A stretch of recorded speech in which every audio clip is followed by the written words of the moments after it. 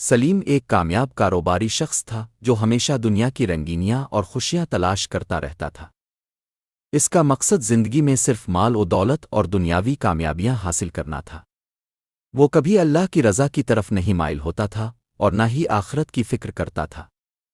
اس کی زندگی کا تمام تر دائرہ زمین پر خوش رہنے اور کامیاب ہونے کے ارد گرد گھوم رہا تھا۔ ایک دن سلیم کا پرانا دوست زاہد گاؤں آیا۔ زاہد ایک پختہ ایمان والا شخص تھا جو اللہ کی رضا میں جینے کی کوشش کرتا تھا۔ جب اس نے سلیم کو دیکھا تو اسے محسوس ہوا کہ سلیم دنیا کی محبت میں اتنا ڈوبا ہوا ہے کہ وہ اپنے اصل مقصد کو بھول چکا ہے۔ زاہد نے سلیم سے بات کرنے کا فیصلہ کیا۔ زاہد نے سلیم سے کہا، سلیم بھائی، تم نے کبھی سوچا ہے کہ ہم سب نے مرنا ہے؟ یہ دنیا کی خوشیاں، یہ عیش و عشرت، یہ سب عارضی ہے۔ اصل حقیقت یہ ہے کہ ہم سب کو ایک دن اللہ کے پاس جانا ہے، اور اس کے بعد کا سفر یعنی ہماری آخرت ہماری اعمال پر منحصر ہے۔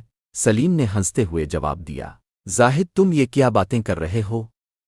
دنیا میں کامیاب ہونا بہت ضروری ہے، مرنے کے وقت پھر سوچیں گے۔ وہ زاہد نے مسکراتے ہوئے کہا، سلیم تمہیں سمجھنا ہوگا کہ یہ دنیا کا مال اور عیش و عشرت ہمیشہ کے لیے نہیں رہیں گے۔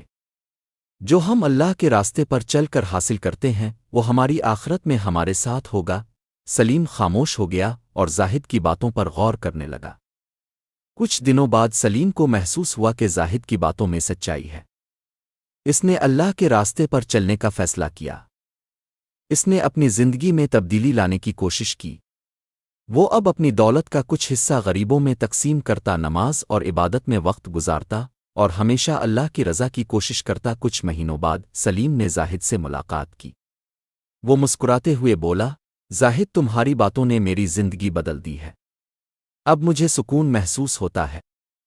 جب سے میں نے اللہ کے راستے پر چلنا شروع کیا میری زندگی میں ایک نیا امن اور سکون آیا ہے۔ زاہد نے خوش ہو کر کہا، اللہ کا شکر ہے کہ تم نے اس راستے کو اختیار کیا۔ یہی اصل کامیابی ہے۔ خلاصہ، سلیم کی کہانی ہمیں یہ سکھاتی ہے کہ دنیا کی کامیابیاں اور خوشیاں عارضی ہیں اور اصل سکون اللہ کی رضا میں ہے۔ ہمیں اپنی زندگی کو اللہ کی رضا کے لیے گزارنا چاہیے تاکہ آخرت میں کامیابی حاصل ہو اور دل کو سکون ملے۔